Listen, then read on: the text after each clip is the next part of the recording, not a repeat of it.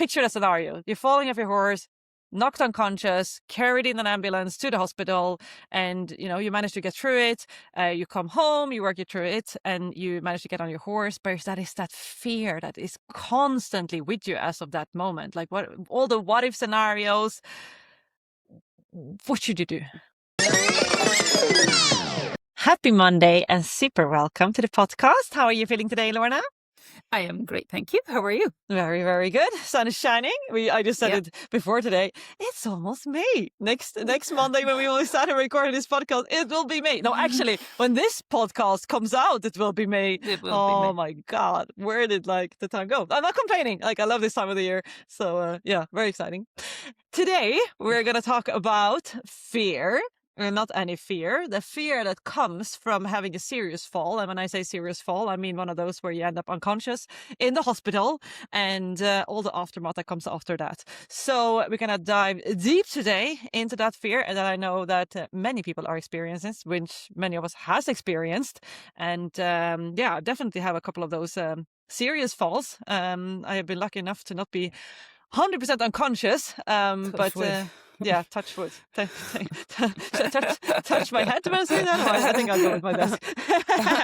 But I think anyone who is, it's not a matter of like if that happens, but it's more about when. Like if you do higher level sport in equestrian, it everyone comes across this sooner or later. So we're gonna cover this today in all detail. But before we dive in, if this is the first episode that you're listening to, then make sure you hit the follow button so you don't miss out on any of our future episodes.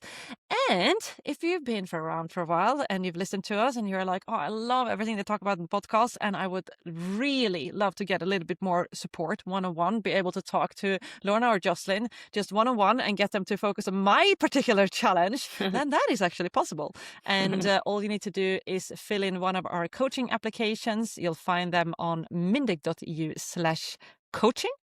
And once you've ticked in a couple of details, we know a little bit more about you. We can see if we believe it's a good fit. And you can hop on a discovery call, which is completely without obligation. And you can chat to me or Lorna and see if it's something for you. Right, Lorna, that's it. Let's dive in. That fear that comes after a fall. Like, let's just picture the scenario. You're falling off your horse, knocked unconscious, carried in an ambulance to the hospital, and you manage to get through it.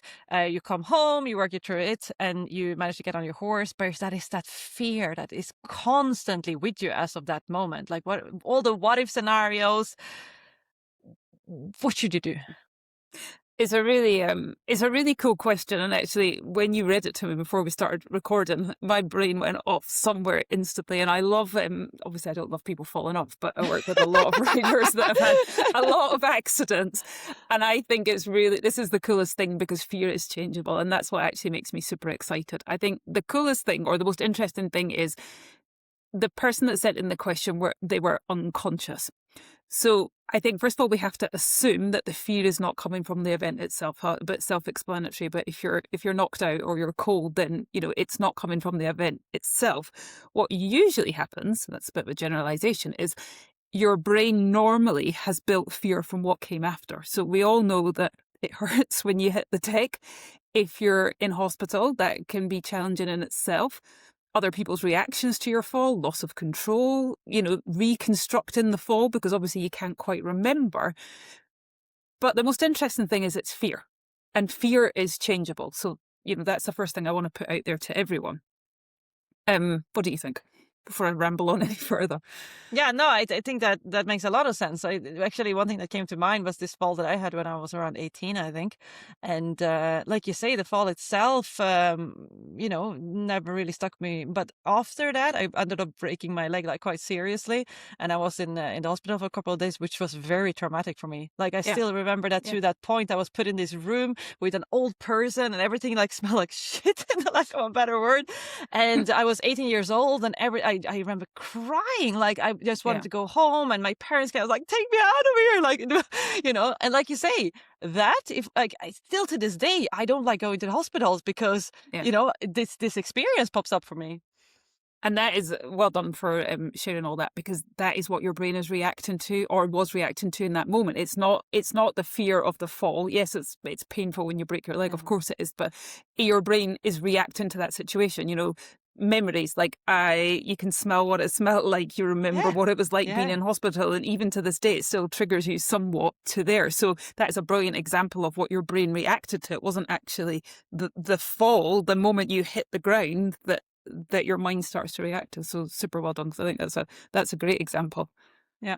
Yeah. So what that can be all the things. Like now we're talking about hospitals, and hospitals for me is still like going to, and I'll avoid going to hospitals for as far as I possibly can, because of that experience. But it can also be other things, like what you mentioned there, like how other people are going to react to this when you come back to your riding club, what people are going to say about you, the fact that you maybe can't be riding your horse afterwards, like all kind of aftermath, anything that comes after the fall, basically.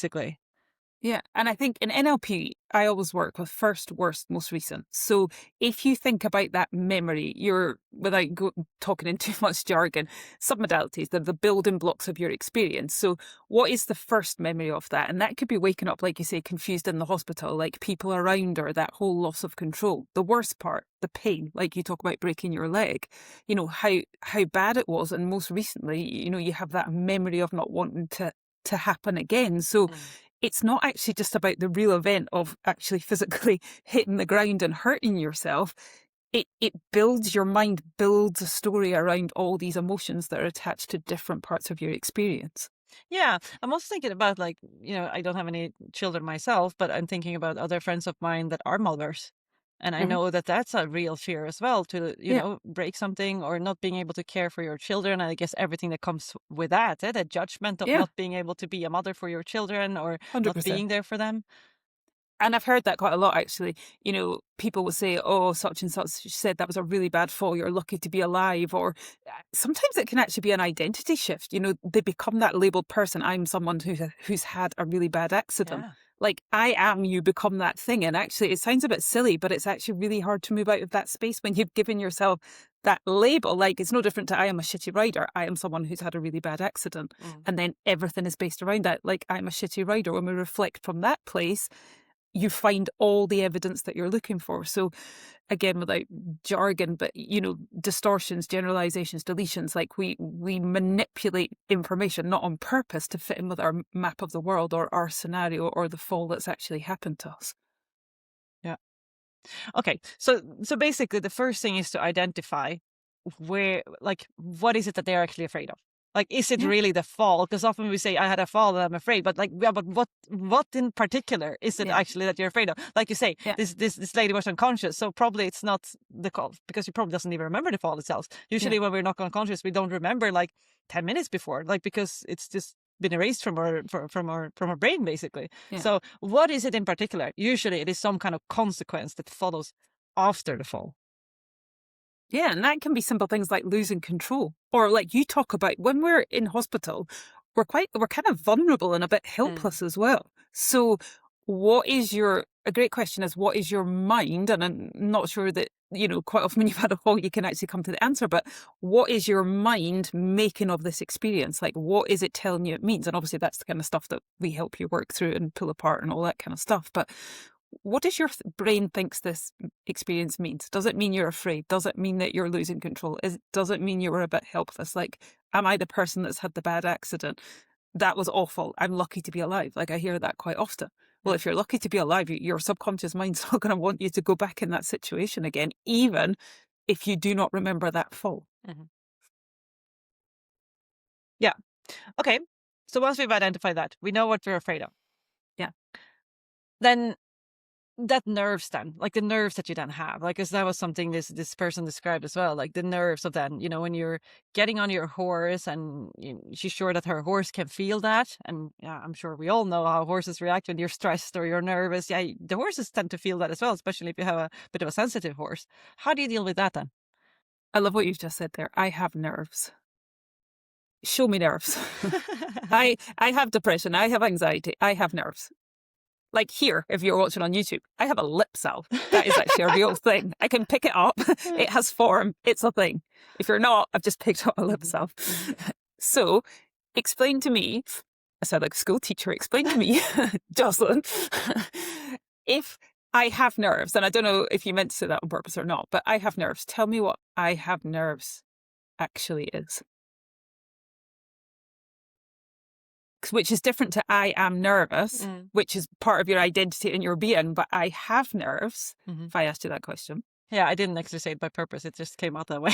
Well, it's a brilliant example. Yeah, 100%, really, because it's something that you separate example. from yourself. It's a separate, like, I think about it as an object. Like it is. Exactly that. Yeah. I haven't, but you haven't, because if I put my hand out right now and said, can you put nerves in my hand? You couldn't do it. So this is really cool just from a language perspective. How you speak about it.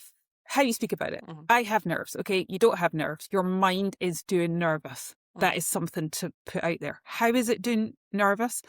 With a fall, generally it's visual. Okay, not if you're unconscious, obviously, but if we take the unconscious bit out of it, it's visual. Okay, you can see something happening. It's a still shot. It's a movie, like whatever that looks like. If we go to sounds, quite often, if you've hit a pole, you can hear the pole. You can hit yourself. You can hear the horse hitting the ground, and then if you're not unconscious, that leads to those feelings. So you can see things, you can hear things, and you can feel things. That is the building blocks of that experience, of that memory. Okay. Your mind will see it as a picture. It'll be close. It'll be far away. The color, normally it's colored if it's something you don't want to see. You will be able to be in it, usually, like you are reliving this experience. So that gives you the building blocks. Okay. So that's what nerves are. It's a checklist, essentially, of how you're doing it. If we want to change that to I don't have nerves anymore, then we play around with these building blocks. Sounds simple, but we play around with it, because if we change the building blocks of that experience, i.e., if we make a movie into a still, if we disassociate, if we take you out of the picture, if we move it further away, sound, if you turn the sound down, I think I've talked about this before, if you watch a horror movie, you scare the shit out of yourself. You replay it, a fall in your mind, you scare the shit out of yourself. Turn the volume down. You can still watch it, like watching the horror movie, but it won't have the same effect anymore. Then the feeling. Usually if you change those first two, the feelings goes, if it's still in your body, we can then turn that into a thing. Like it becomes a thing. If we make it have a shape and a colour and all those cool things, then we can pop it out and we can get rid of it. So by changing every building block of that experience, your mind can't do nervous anymore in the same way.